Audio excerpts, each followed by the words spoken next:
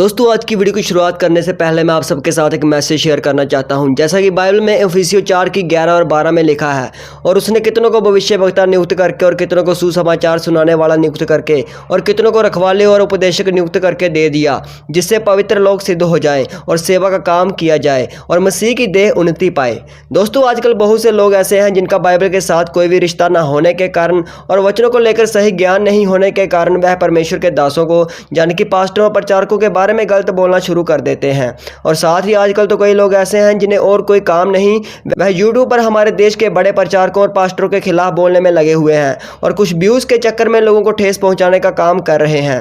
दोस्तों आप सभी जानते हैं कि जिस तरह न्यूज चैनल वाले टीआरपी के लिए कुछ भी झूठ दिखाने को तैयार हो जाते हैं, ठीक उसी तरह कुछ लोग अपनी टीआरपी के चक्कर में पास्टरों और प्रचारकों के खिलाफ झूठ फैलाना शुरू कर रहे हैं।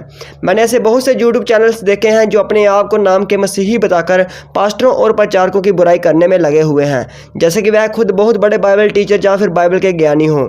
उन्हें इस बात के बारे में नहीं पता कि उनके अंदर जलसी की आत्मा कार्य कर रही है और वह इस बात को भूल चुके हैं कि उन्हें मसीह में अपनी दौड़ को पूरा करके मंजिल तक पहुंचना है, न कि ऐसे काम करके जो फरीसी और शास्त्री करते थे।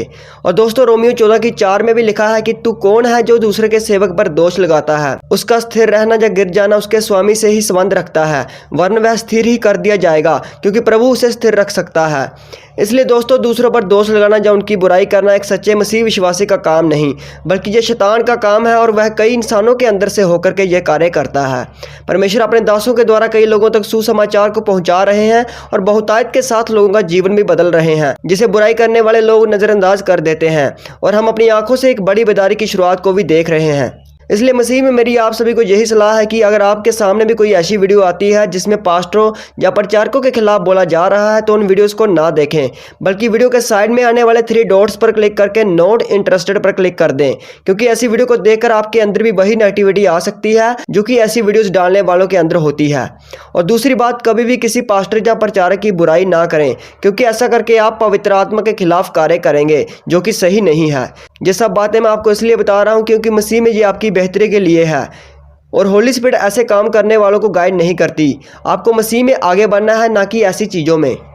दोस्तों अब बात करते हैं आज की वीडियो के बारे में और जानते हैं कि एक बहुत फेमस न्यूज़पेपर ने अपोस्टल अंकुर नरूला जी के बारे में क्या कहा। दोस्तों जैसा कि आप सभी जानते ही हो कि ईस्टर संडे वाले दिन खामरा चर्च में 2 ईस्टर मीटिंग्स थी, जिनमें एक मॉर्निंग को हुई थी और एक नाइट को।